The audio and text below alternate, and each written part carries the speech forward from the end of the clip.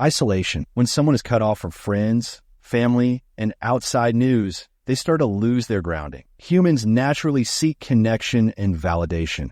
And when those familiar sources disappear, the manipulator steps in to fill the gap. Over time, the isolated person becomes emotionally and mentally dependent because there's nowhere else to turn. It's not just loneliness. It's about making the manipulator the only voice that matters. Breaking down self-esteem, undermining someone's self-worth through constant criticism, mockery, or subtle digs, chips away at their ability to stand up for themselves. A person with low confidence becomes easier to direct because they start believing they need guidance or approval. It's not random cruelty, it's calculated. If you feel worthless, you're a lot less likely to resist or think you deserve better.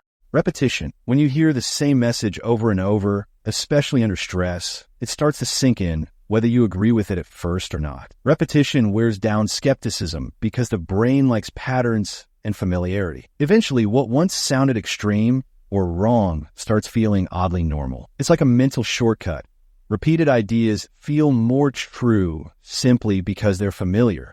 Physical and psychological coercion. Pushing someone past their physical or mental limits through sleep deprivation, starvation, isolation, or overwhelming stress breaks down their natural defenses. Exhausted people can't think straight, question authority, or resist effectively. In survival mode, the brain starts prioritizing relief over critical thinking, making it much easier to accept whatever the manipulator demands just to make the pain stop.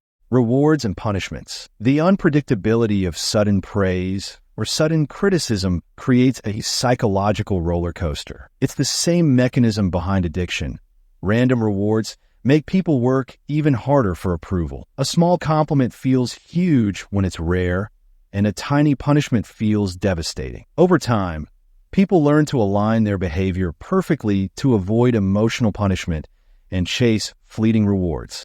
Control of information. If you're only ever shown one version of reality, it's hard to believe there could be alternatives. By cutting off access to outside opinions and bombarding you with a single viewpoint, manipulators shrink your world. Doubts seem like personal failures instead of natural reactions. The less you hear from the outside, the more trapped you feel inside their version of the truth. Us versus them mentality. Creating a good guys versus bad guys narrative simplifies the world into clear categories. It's emotionally satisfying to belong to the right side and terrifying to imagine being alone on the wrong one. This black and white thinking makes questioning feel like betrayal, not just doubt. It builds fierce loyalty and makes people defend the group even against their own better judgment. Emotional manipulation. Fast-tracked emotional bonds through love bombing, deep confessions, and endless validation create intense loyalty. It feels amazing to be seen, heard, and loved so completely. But once trust is locked in,